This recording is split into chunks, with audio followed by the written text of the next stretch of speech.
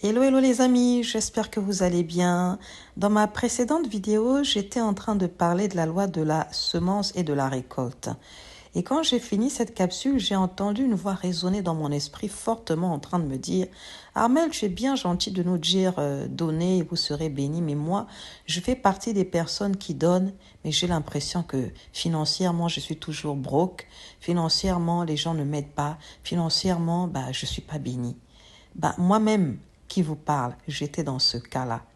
Je me disais, mais Seigneur, comment ça se fait que je donne et que je ne sois pas béni financièrement? Comment ça se fait que financièrement, malgré tout ce que j'ai pu investir à un moment donné, donner aux gens? Parce que déjà, il faut préciser une chose. Quand on donne, on ne s'attend pas à être béni. Mais après, c'est vrai que dans notre nature humaine, des fois quand on va passer par des situations un peu compliquées, on va dire, ah, mais c'est bizarre, moi pendant des années, j'ai semé dans la vie des gens, j'ai aidé les gens. Mais maintenant que je traverse une mauvaise passe, pourquoi financièrement je ne suis pas béni? Et c'est là le piège. Le piège pourquoi?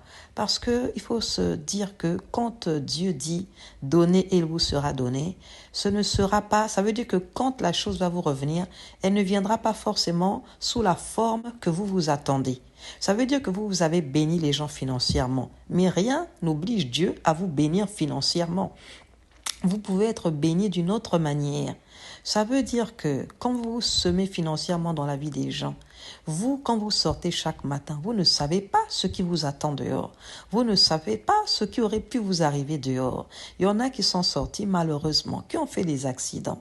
Il y en a qui sont sortis, ils se sont fait tabasser. Il y en a qui sont sortis, ils se sont fait enlever, ils se sont fait kidnapper.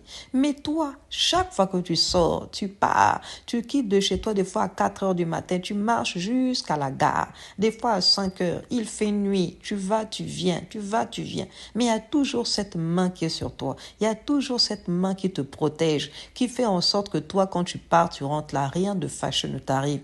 Est-ce que tu t'es pas posé la question de savoir, est-ce que c'est pas la manière que le Seigneur m'a béni? Est-ce que c'est pas le retour des semences que moi j'ai eu à faire? Vous savez, Dieu, il y a un verset dans la Bible qui dit que Dieu n'est le débiteur de personne.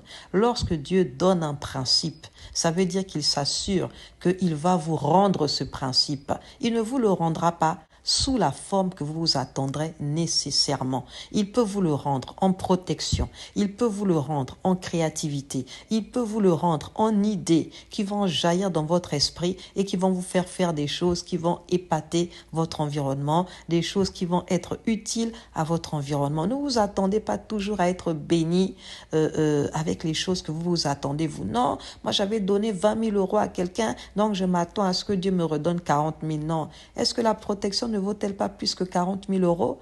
Est-ce que le fait de te garder en vie, de t'éviter des accidents? Parce que mon ami, quand tu sors là, tu ne sais pas ce qui t'attend. Il y a des gens qui loupent des accidents. Moi qui vous parle, j'en ai loupé, mais vraiment des accidents in extremis.